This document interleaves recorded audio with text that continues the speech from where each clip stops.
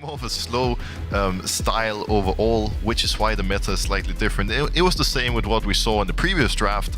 If we look at LCK, if we look at LPL, I think I would have liked the early Vi, the early Silas draft, but it's just, that's not the playstyle we have here, and into Misfits in particular, it just didn't work. So I think prioritizing the AD carry, getting the Aphelios is pretty smart all around. Astralis picking a comp that I think fits their playstyle really well, because I look at this comp and I'm thinking, we're playing slow, we're playing for objectives, and that's what Astralis is good at. They're not looking for those cheesy early ganks or aggressive plays. They just want a slow game where they can set up, play the macro in mid and late game, and right as I say that, they lock in a playmaking support, Trevor. Okay. So they've also got all that wave clear to buy all the time, Gangplank Barrel Sliver. Bard was banned yesterday, and I think Game 4, Game 5. Do you like how it fits into this comp? I mean, Cosmic Radiance can come down, block somebody up, and then chase forwards? I think it's interesting with the Ahri in particular, because now you have a mid-jungle support, a trio that can make so many nice plays and that can really, you know, make things happen in the early game. So I love it. A little bit, you know, sad we don't get the Pyke, but I really like the Lulu here from Trimby. Trimby has shown time and time again he's so good in Enchanters, and now being Aphelios in this game, you can be really, really comfortable because you have Trundle now in front of you. You obviously have solid AP damage from Zalia. You have the Lulu to peel for you. And I think while there's going to be some threat on him into Astralis' comp is set up for success this time. Now, if comp is set up for success, I'm taking a quick look through Trimby's all-time Lulu stats. While I'm looking that up, you know, zoom out and how do these matchups, these two... And this is the downside of the level 2 ganks. Sure, you can look for a play, sure you burn the summoners, but now it's gonna haunt you for a while. Oh man, Daeon Xerxes jumping onto Malrang, he's in so much trouble. The Pillar of Filth gets thrown up in that OG skip. One lost auto.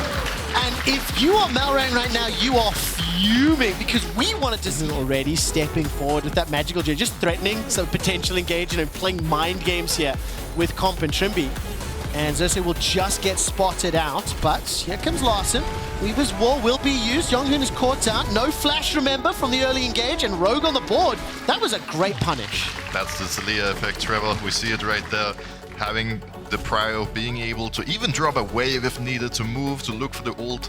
This is something we saw being done a lot of times yesterday by Nis. It's like this chess game of moving pieces around. It really is, and I very much like it, because right now you can see Astralis finally put themselves in a situation where Rogue's bot lane wasn't able to follow.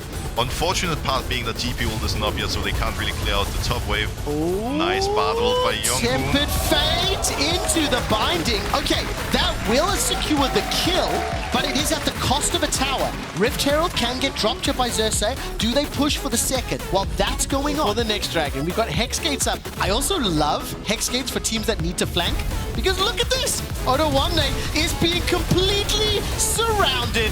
All the buttons are pressed. That Danger Man, Brockster, is now a dead man as Stars hunting. And once again, Astralis. And 60% of the fans at home think Astralis are going to win this. Yeah, and to be fair, I would say this game is definitely in Astralis' hands. They have the ball right now, they just need to shoot it into the net and score. And Rogue, without that much engage, is going to have a little bit of a tricky time finding this opportunity, but let's see how it goes. That Weaver's Wall will at least slow down any support. Dragon secured, that's number 2.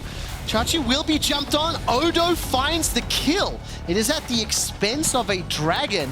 So stacking up those late game options, and again the Observers highlighting the vision. I really, really like that.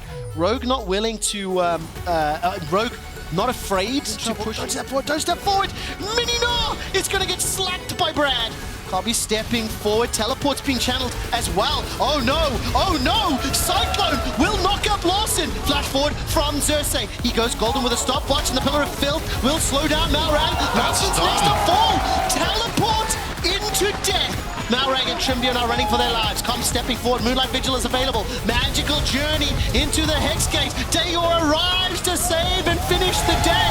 He gets tagged up, chases forward, forces out the dash from Comp. He uses the Gale Force, and now all of a sudden, Astralis, they've set this out to Baron. It's a late TP, right? Yeah, so right now, the second they see 3 people jumping Odo Amnin, the second this happens, they just have to call it off. They have to try to push in mid, push in top, at least get some control on the other side. Because this, while Odo Amne was dead, they could have gotten Baron control, but instead, obviously we see all of them coming here. There's a beautiful little detail happening from JeongHoon. Look at the flash, look at the zoning Q. Boom. Oh, it was absolute. he wasn't even close to landing Malrang, but I'm sure it was his plan all along. We see, is it Not happening again. He's Not again. basing. Can they stop It's it? They surely can. He does have flash available. It's happening again! Broxah literally crouched down like he was hunting, and Odo Amne's Look drop. at the stun. Cosmic Binding connects! All of a sudden, Copy stepping forward on the hunt available to him. Does he fire the trigger? No. Instead, he doesn't even need it. Malrang gets a chomp down and is subjugated by time. By the way, level 13 on Xerxes Wukong to level 10 on Malrang's Trundle. Stomping Rogue in the early game, I would have said, have you taken your medication, my friend? Because I did not expect this at all. But the last 3 games, some of the decision-making has been punished, but let's not take anything away. Astralis have set these plays up. They have been proactive. They have found the hunts. I think JeongHoon's Bard has been hugely impactful as well. I love seeing this guy play these playmakers. It's so good to see. He reminds me of Hulisang in so many ways with his ability to make roam and make roams and plays, find opportunities. We saw his pike before being so beautiful. Yes. And it looks like the pushing top hitting the tier 2 right now. Rogue knows they have to go for the all-in, and they sure do. They do. They get the kill, Broxah. Flash engage from Odo, but the tower is secured top. Okay, Astralis cross-mapping, if I can say that, the Dragon will be conceded only the second of the game. Teleport being used as well. That's another investment on the Summoner spell. Charm will connect onto Lost, and that means it's not available, and Xerxes backs out. So Dragon secured, 2-2. 9,000 gold advantage for Astralis. Barrels thrown out, Trimby gets blown up. Comp is now firing on all cylinders. Chachi's going to be in trouble. Pillar of Filth comes up, Comp running for his life. Here comes Taeol. He's been able to recall. The Orb of Deception flies forward, but won't find the kills. Finally, that's one back. Rogue have got the Dragon, but they've lost 2. They're about to lose 3. They're about to lose 4. Broxah, it happened again. They are chasing Astralis so hard and being punished for it. This time around, Rogue finally found a good play in the river. They found the 1 kill, they got the Dragon, and they should have been happy with that. But no, there's no chance for Astralis to get Drake anymore. But Rogue, they go in deep. And this play is just, it's so random, Trevor. It doesn't make any sense to me. They don't have waves. They don't even have that many people around. Larsen base moved all the way to top lane. Odo Amne is pushing bot, but come Trimby and Malrang, they go completely crazy, walk into the enemy jungle, and their team tries to help them, but there's just nothing they can do. Larsen is farming top this entire time. I think I'm going to butcher the saying, but there's a sports analogy called chasing the loss. And basically it's when a team or a player is in a position where they're significantly behind. They're really far down. So they have to make crazy That's That's it! Tempered Fate comes down. Malrang is locked in a golden statue. And I mean, that was just a beautiful Baron take. Yeah, honor JeongHoon for that ult, because the problem is if JeongHoon doesn't land that ult, then all of a sudden it's gonna get awkward again. What are they gonna do? Are they gonna 50-50? Are they gonna, are they gonna leave?